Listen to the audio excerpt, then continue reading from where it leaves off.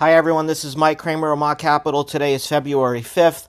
It's around 6:45 New York time. It was a busy day in markets, specifically around the ISM Services Index, which really was a surprise today, given that we had this big move higher in the ISM Index coming in at 53.4, up from last month's reading of 50.5, a revised lower reading, and much higher than expectations of 52. The big shock, though, ISM Services prices paid came in at 64 versus last month's reading of 56.7 and estimates for 56.7. Employment came in at 50.5. ISM Services new orders 55, beating estimates of 54.8 and better than 52.8. And this was a big number, and this really sort of added on to rates already moving higher because we had rates up sharply going into today because of Jay Powell's interview on 60 Minutes, which kind of confirmed what he had already said on Wednesday. But the fact that he said it again meant he must really mean it when he says it's not likely that the committee is going to be ready to cut rates at the March meeting. And so we had interest rates moving up into that, and then we get this really gigantic ISM prices paid index number coming in 7.3 percentage points higher than last month's reading, and this is actually the hottest number since 2012. So forget about all the 2021 and 2022 when we had inflation rising like crazy. This was the biggest gain since 2012, and so I think this is really an important metric. I think it could say a lot about things, and it needs to be monitored very closely because this number here, this 64 reading, while it doesn't tell us exactly where this month's CPI reading is, it could be telling us about where CPI is heading in the future, because this number tends to be pretty highly correlated over time to changes in the consumer price index on a year-over-year basis. And you can even see more recently how it even predicted some of the little uptick that we got in the summer months. And this certainly is an interesting thing to pay attention to. Some of the survey respondents were talking about increased shipping rates due to the conflicts in the Red Sea and also due to the Panama Canal. And we have seen freight rates go up quite a bit over the last couple of weeks. These are gigantic moves. So it may be that these changes in shipping rates are actually starting to make their way into some of the softer data. And it's something that we're going to want to pay attention to. So that really got, 10-year rates moving up today. They were up about 14 basis points. This followed a 14 basis point advance from Friday's hotter than expected job number. And we can see right now that the 10-year is at a really important spot, because if the 10-year gets back over this 418 region, 420 call it, it could have really a pretty decent room to go to 435, perhaps even higher than that over time. But really right now we need to watch that 420 level closely, because as you can see, we haven't even gotten to a 38.2% retracement, and a 61% retracement's up here around 455 or so.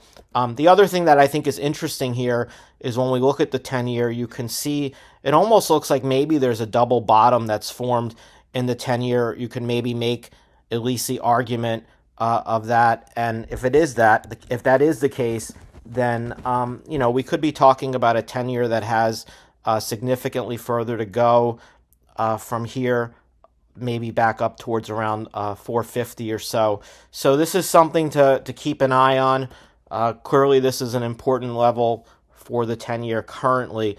We also have the 2-year yield, which moved up. Again, we were talking last week about the potential inverse head and shoulders. It didn't cooperate with me immediately, but now you can see suddenly this is starting to look like that inverse head and shoulders we were talking about. You can see that we clearly have broken the neckline, and if we just do a measurement from the head to the neckline, it suggests a move back up towards this 468 area. And what would be important there is that you would actually break the downtrend, and that could be setting up for something completely different. And there's even the possibility we get back to this 473, which would essentially erase this sharp decline on December 13th. And the other thing with rates this week, what really brings them into focus is that this week we're going to get the Treasury auctions are going to be back in the 1 o'clock time slot, with the 3-year auction coming tomorrow at 1 p.m., the 10-year auction coming on Wednesday at 1 p.m. Eastern, and then the 30-year auction coming on Thursday at 1 p.m. The 30-year auction is probably the one you want to pay the most attention to and circle your calendars for. This will be the one, if there is going to be a problem, it may show up in this 30-year auction. So these are things that you're going to want to pay attention to, because again, if these go okay and they come in line and there's no big surprises, it won't have a big impact on the markets. But for whatever reason, you start getting, high yield rates higher than the one issued, bid to cover ratios coming in weak, or weak in direct acceptances and more and higher direct acceptance rates, that's going to create problems, potentially sending rates higher, sending stocks probably down. The other thing, obviously, is that with higher rates come stronger dollar. We can see that the euro is finally breaking down again. We were talking about this last week. We were talking about this important trend line that clearly now we have broken definitively below the uptrend that was in place here. We've also broken below this support level here at 107. If you wanted to think about it a little more conservatively, perhaps it's down here. We did bounce off of it so far. So if we want to wait for confirmation to get below 107, that's fine too. But it looks like at this point, the pattern is broken. And if it is broken, we see a potential drop back to this 105.5 area. And honestly, you can't rule out a complete retracement and a move back below parity on the euro if you continue to actually see the dollar strengthen in the pattern, which appears to be a reversal.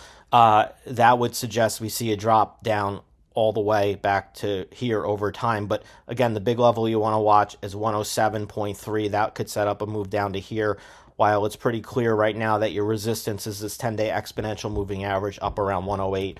When we swing over to the pound, that's also finally, when we look at the pound, that's finally also going in the direction and the manner in which we were looking for.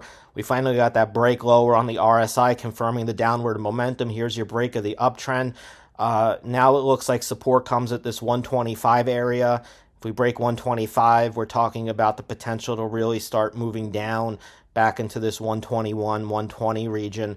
Meanwhile, again, your resistance is I think fairly straightforward and fairly easy at this point at the 10-day exponential moving average around the 126 region. If we swing over to stocks, it was a down day today on the Dow Jones Industrial, dropping by about 80 basis points. At this point, we're just kind of keeping an eye on this 10-day exponential moving average. Clearly, it served as support today. We still need to get below this level. Until we get below this level, we have to assume that the trend is higher. This is going to be something to watch tomorrow. Obviously, if we start seeing rates moving up and we start seeing the dollar strengthening, that's going to lead to tighter financial conditions, and that will become a headwind for stocks. It just hasn't yet. But if this trend continues, I would expect to see stocks, again, moving lower. So at this point, at least, what we're going to want to do is we're just going to want to watch this 10-day exponential moving average. If we get below it, I think it sets up a drop somewhere to this 37,850 region, and that is where we stand right now. And the upside is pretty limited, I think, right now.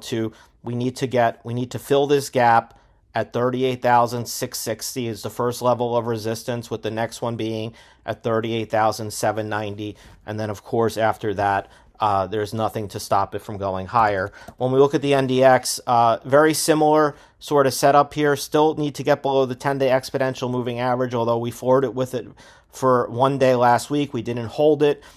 Here's a big uptrend that comes off of the October lows. So again, we're going to want to watch the 10-day exponential moving average. If we get below it, we're going to look for support around 17,225 with a break of support, setting up a drop back to 16,835.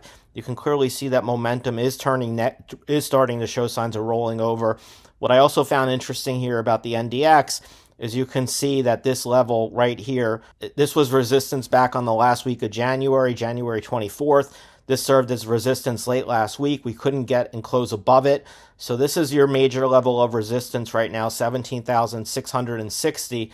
We need to see this level broken. If it's not broken, then it means probably we're heading lower from here.